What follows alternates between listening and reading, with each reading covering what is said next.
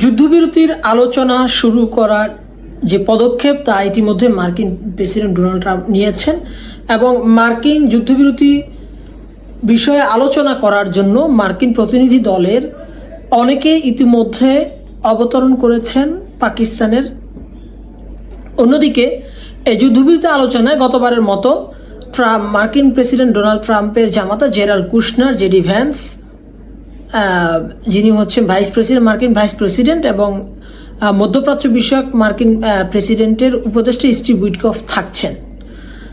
তবে ইরান এর মধ্যে একটা মেসেজ দিয়েছেন। ইরান বলেছে যে যতক্ষণ পর্যন্ত ইরানের বন্দরগুলোর উপর আমেরিকান ব্লকেড অর্থাৎ আমেরিকান অবরোধ বিদ্যমান থাকবে ততক্ষণ পর্যন্ত ইরানের কোনো আলোচনা অংশগ্রহণ করার কোনো আগ্রহ নেই।